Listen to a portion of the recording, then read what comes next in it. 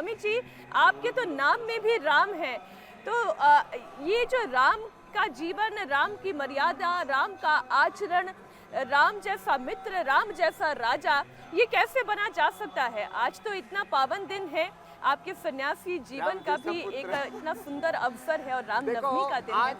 स्वामी जी, राम के मर्यादित जीवन से हम क्या सीख सकते हैं? हमारे जीवन में राम राज्य होगा। सब नर करई परस्पर प्रीति चलई, स्वधर्म निरत श्रुति नीति, दैहिक दैविक भौतिक तापा, राम राज नहीं काहू ही व्यापा, अल्प आयु नहीं केहू नहीं पीड़ा, सब सुंदर सब विरुद्ध शरीरा।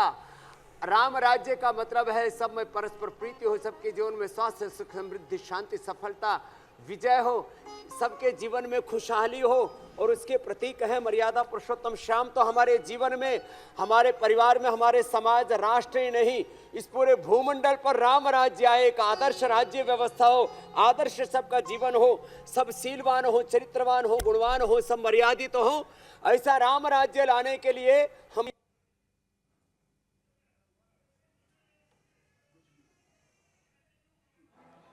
बिल्कुल, किस तरह से भगवान राम के संस्कारों को हम अपने अंदर ला सकते हैं, उसकी बात स्वामी जी कर रहे हैं।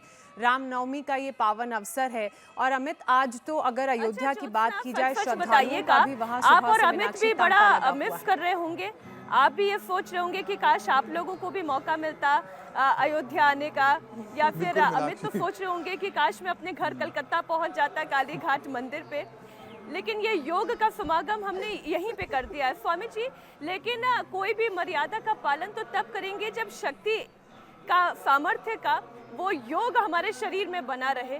तो स्वामी जी, वो तो तभी होगा जब सेहत अच्छी रहेगी, और ये कैसे संभव होगा? वो तो बिना योग के मुमकिन ही नहीं।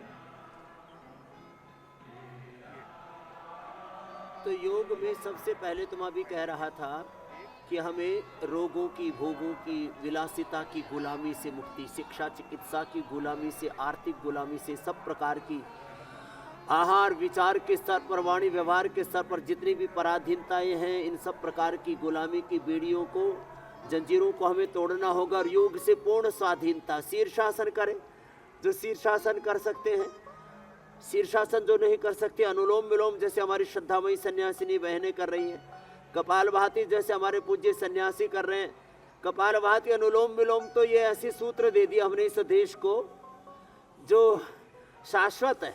योग भी शाश्वत है, योग धर्म सनातन धर्म के शाश्वत मूल्य बोध से, शीर्षासन सर्वांग आसन से, और जो कठिन अभ्यास कर सके तो उसका अभ्यास भी इधर चल रहा है।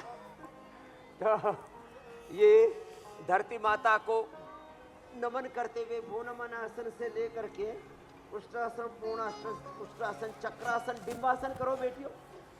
ओहो हो, जब ये चक्रासन और डिम्बासन करती है ना, तो हमको भी ऐसा लगता है भगवान हमारा बचपन हमको भी पुनः लौटा दो, अब इनका तो हम बुढ़ापा आने ही नहीं देंगे। ऐसा पूरा एक क्रम बन गया है। और ऐसे जो करेंगे क्या जबरदस्त है।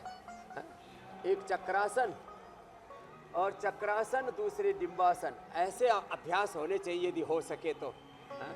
ऐसा हो जाए तो फिर तो बात ही बन जाए। इतना नहीं तो चलो इतनी बात तो बन जाएगी। और फिर सबको, अब बच्चों को की भी इम्यूनिटी बढ़ानी है, बड़ों को भी इम्यूनिटी बढ़ानी है, और सबको भी रोगी और बीमार होने से बचाना है।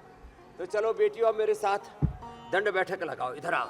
हाँ, सब बेटियों को ऐसे ही दंड बैठक लगानी है, एक इधर आ जाओ, एक उधर रहो। और देखो ऐसे सन्यासी तो हमारे लगाते ही लगाते हैं। सबसे बड़ी बात तो यह है, हमने सब बच्चों को ऐसे बलवान बना दिया है। ये ऐसे, फिर ये ऐसे ऐसे ऐसे, और फिर चक्रदंड ऐसे।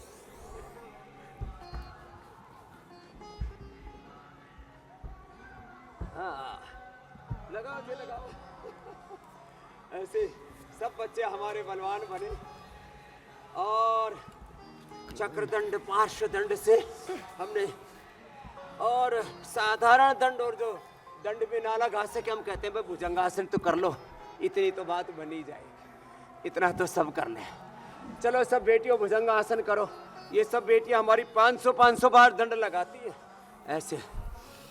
और आज नवरात्र का दिन है, बेटियां जो भगवती का स्वरूप है, उनकी पूजन से हमने आज की शुरुआत की। सब भगवान और भगवती के ही स्वरूप है।